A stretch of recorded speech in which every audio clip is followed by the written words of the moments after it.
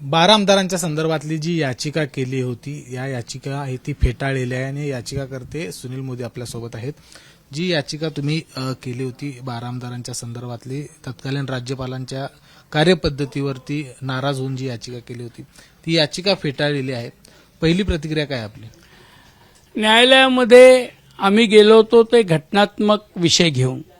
2 वर्ष कोश्यारींनी उद्धव ठाकरे सरकारने सुचवलेले 12 आमदारांची नावं स्वीकारली नव्हती म्हणून आम्ही गेलो होतो. तत्कालीन कोश्यारी यांनी 2 वर्ष घटनेची पायमल्ली करून या विषयामध्ये निर्णय घेतले नाहीत. हा त्यातला दुर्दैवी भाग होता. हा आम्ही मुद्दा हायकोर्टामध्ये घेऊन गेलो, तो न्यायालयामध्ये सांगितला, न्यायालयामध्ये काही निर्णयाचे दाखले दिले, तरी देखील न्यायालयाने आमची मागणी अमान्य केली, फेटाळली. आता ती का फेटाळली, कशासाठी फेटाळली, त्याचे रूल्स काय आहेत, रेग्युलेशन्स काय, हे डिटेल ऑर्डर्स आल्यानंतर कळेल.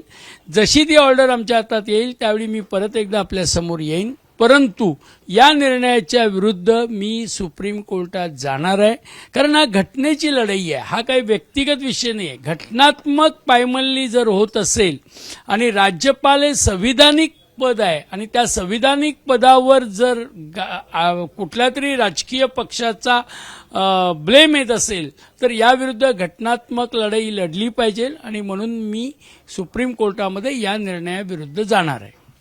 पण ज्यावेळी हायकोर्टामध्ये तुम्ही गेला होता त्यावेळी काय नेमके मुद्दे आहेत ते तुम्ही कोर्टाच्या समोर ठेवला होता? एकच मुद्दा होता की राज्यपालांच्याकडे मिनिस्टर ऑफ कौन्सिलनं पाठवलेली लिस्ट ही मुद्दाम होऊन 2 वर्ष लटकवली आहे.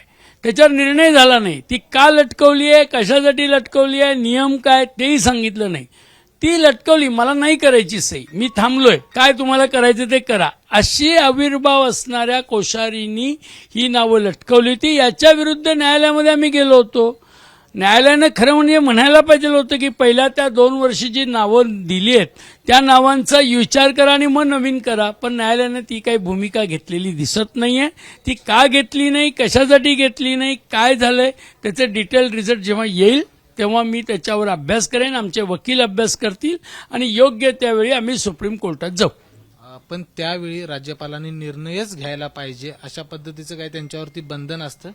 नाही, घटनेमध्ये अनेक केस लॉ आहेत की कुठलाही निर्णय हा टाइम बाउंडमध्ये घेतला पाहिजे, योग्य टाइम बाउंड. म्हणजे असं काही लिहिलेलं नाही 6 महिन्यात घ्या, 4 महिन्यात घ्या.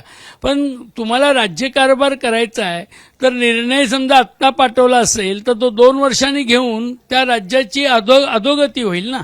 त्यामुळे निर्णय हा टाइम बाउंडमध्ये घेतला पाहिजे. असे अनेक निर्णय आहेत, पण त्यांनी त्या निर्णयाची सुद्धा, त्या टाइम बोर्डच्या विषयाची सुद्धा पायमल्ली केली. म्हणून तर आम्ही उच्च न्यायालयात गेलो. राजकीय सूडबुद्धीनं हे केलेलं? हे केवळ राजकीय सूडबुद्धीनं. केंद्रामध्ये भारतीय जनता पार्टीचं सरकार आहे, त्यांचे कार्यकर्ते हे राज्यपाल आहेत आणि त्यांचे कार्यकर्ते राज्यपाल एक राज्यपाल म्हणून नाही तर कार्यकर्ते म्हणून वागले, हे सिद्धच होते ना. या संदर्भात काय उद्धव ठाकरेंशी बोलणं झाले, भेटणार आहात किंवा काय? नाही, आता मी लवकरच ही डिटेल निकाल आलाय की नंतर मी पक्षप्रमुखांशी बोलेन, काही शिवसेनेच्या नेत्यांशी बोलेल आणि योग्य त्यावेळी मी सुप्रीम कोर्टामध्ये याला चॅलेंज करणार आहे. तर आपण बघितलं की या ठिकाणी याचिका जरी हायकोर्टामध्ये फेटाळली असली तरी उद्धव ठाकरे यांच्याशी चर्चा करणार आहे, शिवसेनेच्या काही नेत्यांशी चर्चा करणार आहे आणि मात्र सुप्रीम कोर्टात या सगळ्या निकालाच्या विरोधात मी जाणार असल्याचं देखील मत या ठिकाणी सुनील मोदी यांनी बोलून दाखवले. कॅमेरामॅन निलेश शेवाळेसह विजय केसरकर, एबीपी माझा, कोल्हापूर. एबीपी माझा, उघडा डोळे बघा नीट.